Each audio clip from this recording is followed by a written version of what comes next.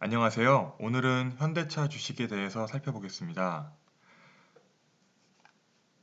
지난주 급등한 이후 이번 주 화요일부터 4일 연속으로 하락세를 보여서 투자자분들이 많이 놀라시고 궁금하실 것 같습니다. 분명히 호재도 확실한 것 같고 향후 전기차 시장 업황도 좋을 것 같은데 하필 미국 금리 상승 움직임과 연준의 테이퍼링 이슈들이 연이어 터지며 다른 종목들과 함께 부진을 면치 못하였습니다. 현대차는 특히 하락폭이 다른 종목들에 비해서 컸던 것 같습니다. 그래서 과연 우리 개미들이 물린 것인지 한번 자세히 알아보았습니다. 우선 첫 번째 내용인데요. 주식계좌의 신용잔고가 최근 폭발적으로 늘어났다는 기사입니다. 보시는 것처럼 제목부터 현대모비스가 크게 주목을 받고 있습니다. 여기 그래프는 작년 1월부터 코스피와 코스닥 신용융자 잔고 추이를 보여주는 그래프인데요. 작년 1월 이후 거의 100% 이상 증가한 모습입니다. 이 기사뿐만 아니라 그동안 언론에서도 소위 B2의 심각성이 여러 번 대두되었습니다. 보시는 기사는 통계 기간이 1년인데요. 한 증권사의 통계에 따르면 현대모비스의 신용 잔고율은 0.01%에서 0.28%로 30배 가까이 뛰었고요. 현대차도 0.19에서 0.70 수준으로 크게 증가하였습니다. 주가가 상승할 때 따라갔다가 글로벌 헤드라인이 터지면서 증시가 조정 국면을 보이는 듯 하자 B2 자금이 급속하게 빠져나간 것 같습니다. 특히 현대차의 B2 비중이 다른 대형 종목보다 큰 것으로 보고되었는데요. 아무래도 이러한 점이 최근 자신감이 떨어진 B2 자금의 급속한 이탈로 나타난 것 같습니다.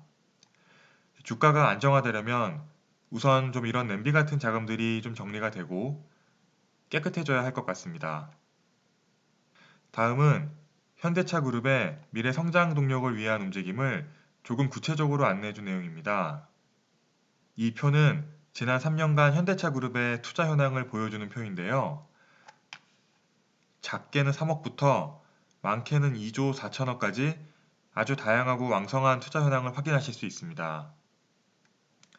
이 중에서 언론의 관심을 가장 많이 받은 투자는 자율주행 분야 세계 최고 수준의 기술력을 보유한 앱티브와의 JV 설립이었는데요.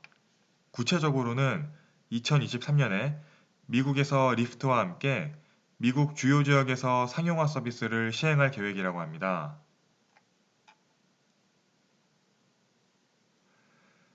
다음 표는 주요 자동차 브랜드별 친환경차 판매 대수와 점유율입니다. 전기차와 플러그인 하이브리드를 포함하여 현대차는 2020년 글로벌 5위권으로 성장한 것을 알 수 있는데요. 기사에서 보듯이 전기차 개발 관련한 글로벌 경쟁이 매우 치열하게 전개되고 있지만 올해 공개될 현대차 전용 플랫폼 eGMP를 바탕으로 향후 안정적인 수익 기반을 확보할 수 있을 것이라 증권가는 전망하고 있습니다. 마지막으로 내연기관 퇴출과 전기차 도입이 얼마나 발빠르게 움직이는지 확인해 보겠습니다. 기사에서 보듯이 글로벌 다수의 국가들은 이미 탄소 중립을 위하여 제도적으로도 발빠르게 움직이고 있으며 이와 관련하여 내연기관 퇴출이 앞당겨질 것이라 전망되고 있습니다. 영국에서는 2030년부터 내연기관 신차 판매 중단을 목표로 하고 있으며 프랑스도 2030년부터 금지할 것으로 보입니다. 기사에서는 자동차 회사들이 전기차 출시에 사활을 걸고 있다는 표현을 하고 있는데요. 그만큼 경쟁이 치열한 것으로 보입니다.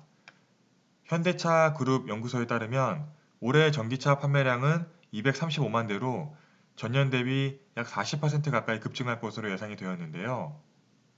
현대차를 포함하여 제너럴모터스, 폭스바겐, 메르세데스 벤츠와 BMW 등도 공격적으로 전기차 출시 비중을 높이고 있습니다. 내연기관에서 전기차로의 변화는 이제는 선택이 아니고 필수라 볼 수 있습니다. 이에 따라 자동차 산업 재편의 속도도 매우 빠를 것인데요. 하지만 최근 주가 움직임을 보면 분명 단기적으로 증시가 과열된 측면이 있는 것 같습니다.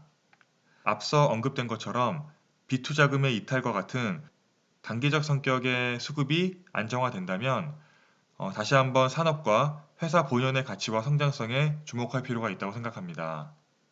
시장이 빠르게 안정화된다면 투자자들의 관심이 다시 본래의 밸류에이션으로 포커스될 것이라 생각합니다. 시청해 주셔서 감사합니다.